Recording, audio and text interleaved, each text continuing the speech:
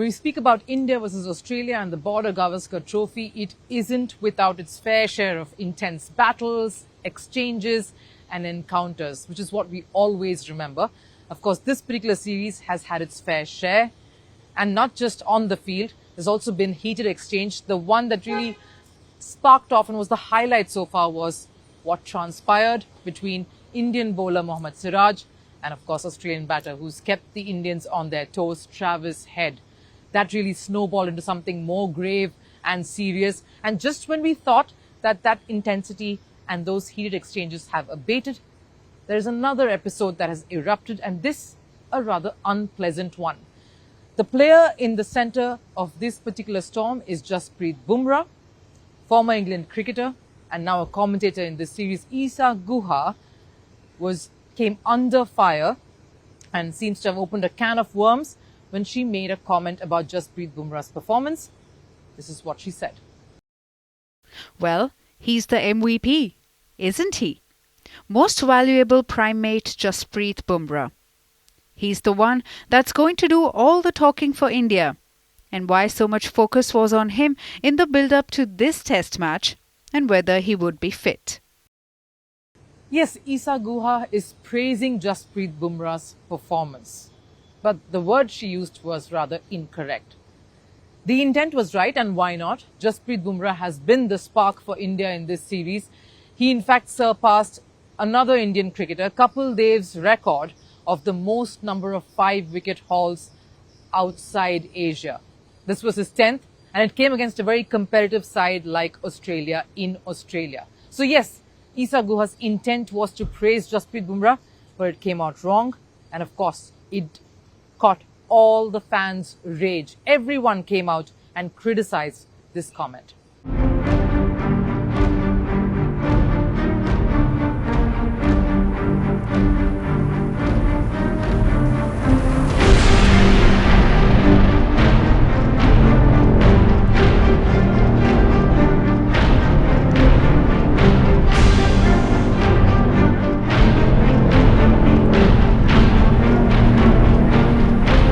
Isa Guha unwittingly targeted by fans. She became the subject and the target of all of their rage, and justifiably so.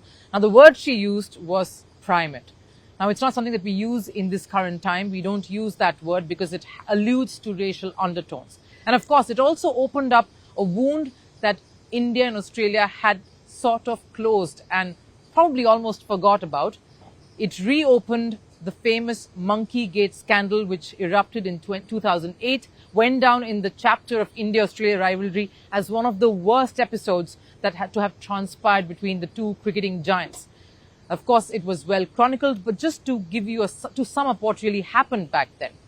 Andrew Symonds, during the match, of course, accused former India bowler, and who's also a commentator here in the series, Harbhajan Singh, of having called him a monkey. The episode, again, generated a lot of heat. There was a lot of attention, media attention, scrutiny. There were a lot of hearings that happened. Many other senior cricketers came in, gave their views on the matter. Of course, Harbhajan Singh was suspended initially, but then he was proved innocent and was only docked a 50% match fee. Things moved on from there, of course, even though both countries, the players involved in that, still carried the wounds from that. So this particular word by Isa Guha reopened that entire episode, which is why Isa Guha had to come out and issue an apology. Yesterday in commentary, I used a word that can be interpreted in a number of different ways. Firstly, I'd like to apologize for any offence caused. I only meant the highest praise for one of India's greatest players and someone that I admire greatly as well. I have chosen the wrong word, and for that, I am deeply sorry. Everyone who knows Isa Guha knows she's a very well-respected commentator, and it was pretty brave of her to come out and call it, as it were, and apologize. Of course, a lot of other fellow commentators have come to her support. Someone like Ravi Shastri also backed Isa Guha despite her making a mistake. Brave woman to apologize on live television takes some steel. You heard it from the horse's mouth. So, as far as I am concerned, game's over. People are entitled to make mistakes. We are all humans. Well, the controversy that this particular word, that this comment has generated amongst all fans, watchers, critics, commentators, and everyone who's really invested in the sport is understandable. And it comes at a time when India is clearly is behind the 8 ball. They've not had a very, very positive test so far. Australia has piled on the agony by scoring a massive first innings score total, and India really struggling at 51 for 4. The one lone spark, the one person to have really brought some sort of a heat back to Australia with the performance, with the ball, has been Jasprit Bumrah. He's sort of carried the entire bowling unit with that performance, and everyone is looking to him to keep focus on. And because this is not the first time that Jasprit Bumrah has had to be in the center of something like this. In fact, in Australia, in the last tour, he was subjected to many taunts of racial in nature, racist undertones by a lot of the Aussie fans. So this isn't new to Jasprit Bumrah, yes, but of course everyone, particularly Indian fans, want him to keep focus on, especially at this time. So even at the press conference, when Jasprit Bumrah came forward to address the media, and there was a question on him carrying that baggage or him really being distracted by the noise, you realized the experience that he comes with, because this was his response. I cannot take extra baggage. I do not take any opinion seriously. I look at myself and give my absolute best. I cannot carry someone else's energy or baggage. Of course, Jasprit Bumrah's words really highlight how sound and stable he is, how he can ride through any adversary, anything that might peg anyone back.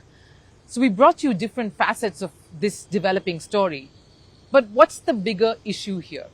Now, the role of a commentator, especially in a series where there's always something going on constantly, is to be that perfect mediator between what's happening on the field and what to perceive it as. It's not just about the action. It's not just about what happens between bat and ball or that contest. It's about presenting different perspectives. It's about reading body language. It's about how a person is on the field. It's to project what players are thinking, how are they battling it out, and what is the strategy at play. The role of a commentator is also to present cricket in the right way, to present the right spirit of the game. So every word he or she utters has to be measured. And more so when it's involving India and Australia, where tension is always high, where everyone is always on the edge of the seat, and especially in a country like Australia, where the hostility already around a cricket match, especially when it has India involved, is sky high. Everyone is already clued in. It takes is one word, one gesture, one misstep to really transform something that might seem basic, that might seem simple, to something more complex, to something more tense and something more intense. It doesn't take much to rile up the crowd here and to make things bigger than what already is. So that's what the highlight of this particular story is. Isa Guha is a very senior commentator, but every word has an impact. And maybe that's where this one runs a little raw. Maybe if she had watched the word here, been a little more careful, it wouldn't have amounted to this. She was brave enough to come and apologize, like Ravi Shastri said, but he also said she made a mistake. And that's where the larger responsibility lies. Of course, the series has again sparked off another fresh battle and has again highlighted the intensity with which India and Australia always take each other on.